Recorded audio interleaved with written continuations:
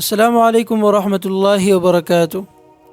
مونږ او تاسو چې په کوم ځمکه کې اوسېږو نو دا د ډیرو مراحلو نه تیر شوې ده او په دې مختلف قسم حالات راغلي دي. په دې ځمکه باندې یو زمانه داسې راغلي ده چې په هغې کې د ټوله ځمکه د واورې نه ډکه شوې وه. د عربو ملکونو هغه صحراګانې کوم چې نن سبا مونږ او تاسو یې نو په دې یو زمانه داسې تیر شوې ده چې په هغې کې به دا ټولې صحراګانې د واورې نه ډکې وي. په ځمکه باندې 15 ځله داسې زمانې تیرې شوې دي چې په هغې کې به دا د واورې نه ډکه شوه.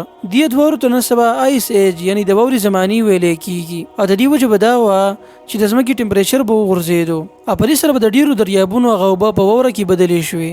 د دغه زمانې د انسانانو ژوند به ډیر مشکل و. دا خلک به د ټولګو په شکل کې بهر ته وتل، ښکار به یې کوو او په دې باندې به یې خپله ګزاره کوله. چونکې دغه وخت کې یخني ډیره سیوا وه، دې وجې نه ډیر دریابونه منجمد شوي وو او ځای په ځای وړې وړې جزیرې ښکاره شوې وې. دې وجې نه د امریکې او یورپ په منځ کې چې کوم دریاب دی د دې پار کول د دغه وخت انسانانو ته ډیر اسان شوي وو او د دې وجه دا وه چې د دې دواړو بریاځمو په منځ کې فاصله ډیره کمه شوې وه او د دې د پار کول ډیر اسان شوي وو. ساینسدانانو د قول مطابق د دغه زمانې څخه خلک د ښکار په تلاش کې روان شو. کم ځای چې به دوی ته د خوراک څښاک سامان په اسانۍ سره میلاوېدو نو هلته به دوی دیره کېدل. په دې طریقې سره د دې خلکو دا سفر جاري و تر دې چې دوی د تبرید دریاب پار کو او دغه غټ بریاځم کوم ته چې نن سبا شمالي امریکا ویلی کېږي دې ځای ته خلک راورسېدل او دلته آباد شو. دا د آیس ایج یعنې د سختې یخنۍ لپاره آخري زمانه وه. کله چې د آیس ایج ختم شو نو په دې سره د ځمکې ټمپریچر ډیر سیوا شو، ځای په ځای واوره ویلې شوه او په سمندرونو کې اوبه جاري شوې. په دې عمل سره هغه جزیرې د کوم په سبب باندې چې د خلک د بل بریاځم ته راوړېدلي وو دا ختمې شوې او په دې سره یورپ او امریکا د دواړو بریاځمونو د بل نه ډېر لرې شو په فاصله کې. دا خلک چې مخکې کمی دنیا کې اوسېدل هغه د دوی نه شاته پاتې شوه. دوی به شمالي امریکا او جنوبي امریکې ته د ټولې دنیا په نظر سره کتل. بعض مورخین وایي چې د دې خلکو به خپلو کشرانو ته دا قصې کولې چې مخکې زمانه کې به موږ په داسې ځای کې اوسېدلو چې هغه د رقبې په لحاظ سره ډیر زیات و. یعنې د دوی په ذهن کې دا وه چې مخکې په کومو وچو باندې اوسېدو نو هغه ټوله د اوبو لاندې شوې ده.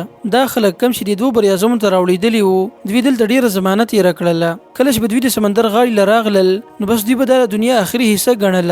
د دوی مخې ته یو غټ دریاب و او هغه خواته یې په نظر نه راتلل او هغه خلک کم چې په یورپ یا افریقا کې آباد وو هغوی ته دا علم نه و چې د تبرید دریاب نه هغه طرف ته هم زموږ په شان انسانان اوسېږي. بعض مورخین دا وایي چې دې خلکو 10,000 کاله تېر کړل په دغه بریاځمو کې. 10,000 کاله بعد د افریقې نه څه کسان په کښتو کې کېناستل، دوی د تبرید په دریاب کې سره پاسه یو میاشت پورې سفر وکړو او دې نه بعد امریکې ته ورسېدل. دا خلک څوک وو، دوی دا سفر څنګه کړی و او د امریکا په اولني ځل چا دریافت کړې وه، مسلمانانو که عیسایانو؟ تاریخ دې باره کې څه وایي؟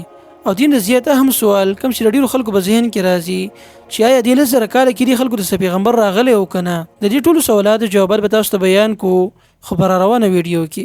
تر هغې پورې زموږ سره شریک اوسئ، په خپلو دعاګانو کې موږ یاد ساتئ.